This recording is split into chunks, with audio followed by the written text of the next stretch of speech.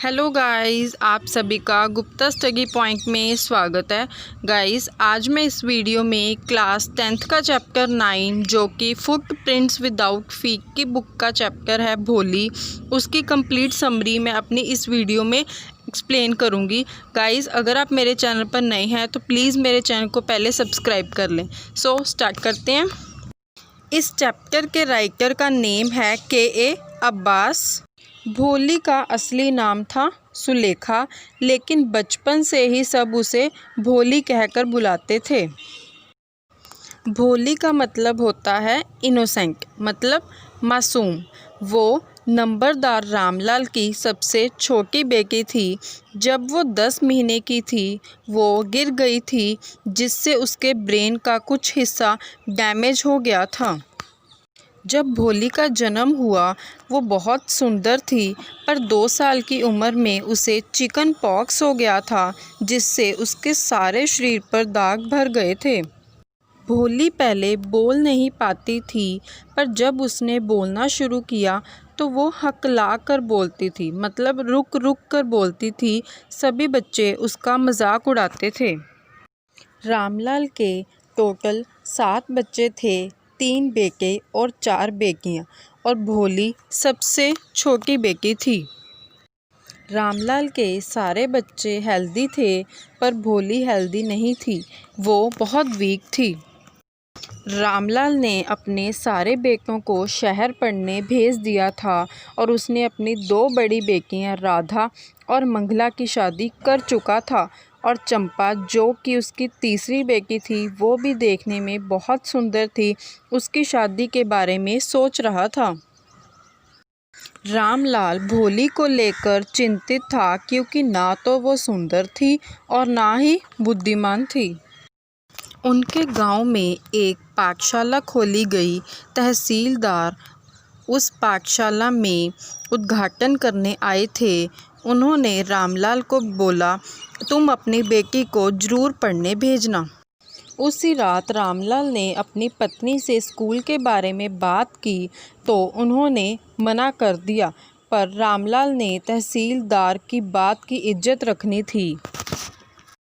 रामलाल ने अगले दिन भोली को बोला, चलो स्कूल चलें। भोली बहुत डर गई थी, क्योंकि उसे नहीं पता था कि स्कूल क्या होता है। वो डर से बोली, नहीं नहीं, मैं स्कूल नहीं जाऊंगी। उसके पिता ने बोला, क्या हुआ है तुम्हें, स्कूल ही तो लेके जा रहा हूँ। रामलाल ने अपनी पत्नी से कहा, इसे अच्छे कपड़े पहना दो।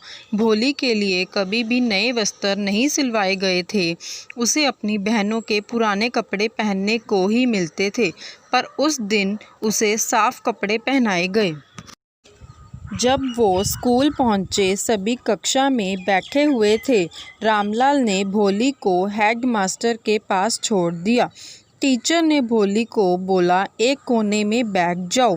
वो अपनी उम्र की लड़कियों को देखकर बहुत खुश हो गई।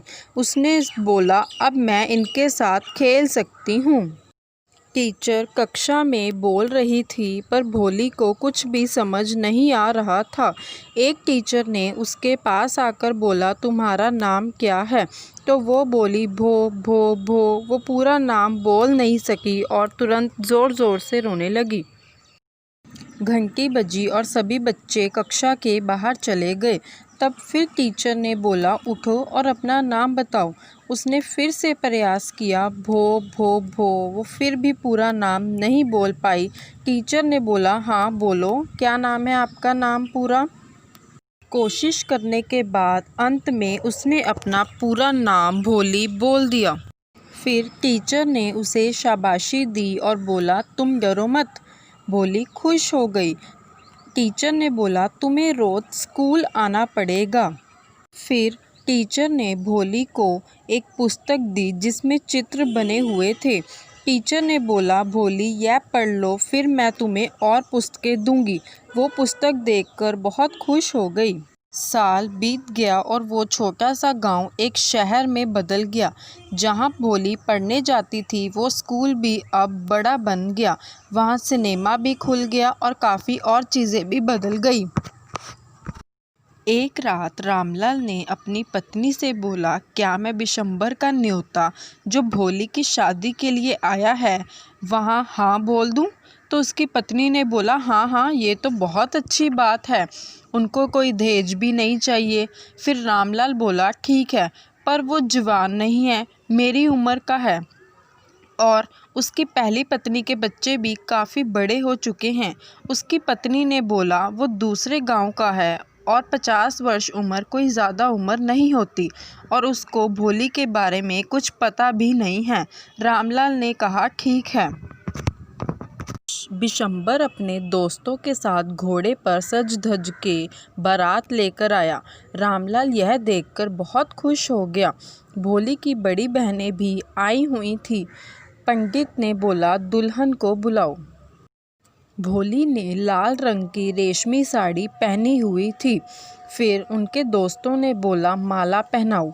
एक महिला ने घूंघट हटा दिया। बिशंबर ने भोली को एक झलक देख लिया। भोली ने फिर तुरंत घूंघट डाल लिया। बिशंबर ने अपने पास खड़े फ्रेंड से बोला, क्या तुमने उसका चेहरा देखा? उसके चेहरे पर कितने दाग हैं। फिर उसके फ्रेंड ने बोला, क्या हुआ, तुम कौन सा जवान हो? फिर बिशंबर ने बोला कि इसके पिता को बोलो पहले मुझे 5000 दो, मैं तभी शादी करूँगा। रामलाल ने अपनी पगड़ी बिशंबर के चरणों में रख दी और बोला, प्लीज़ तुम मुझे शर्मिंदा मत करो, 2000 ले लो। उसने बोला, नहीं, मैं तो पूरे पैसे ही लूँगा, वरना अपनी बेटी को घर पर बैठा लो। फिर रामलाल ने पूरे पैसे निकालकर बिशंबर को दे दिए। फिर वो माला डाल ही रहा था कि माला आग में गिर गई। फिर भोली बोली, आप पैसे वापस ले लो, मैं इससे विवाह नहीं करूँगी। फिर रामलाल ने बोला, भोली क्या तुम पागल हो गई हो? भोली ने बोला, नहीं पिताजी, मैं ऐसे पति से शादी नहीं करूँगी। फिर रामलाल दुखी हो गया। भोली ने बोला, पिताजी आप चिंता मत करो, मैं आपकी और अपनी माताजी की सेवा करूंगी और जिस स्कूल में मैं पढ़ी थी उस स्कूल में मैं पढ़ाने भी जाऊंगी। सो गाइज़, यहाँ पर भोली वाला चैप्टर फिनिश हो गया है। Thanks for watching my video. Guys, if you like my video then please like and share my video and don't forget to subscribe my channel and also press the bell icon to get all the latest video notification. So bye guys.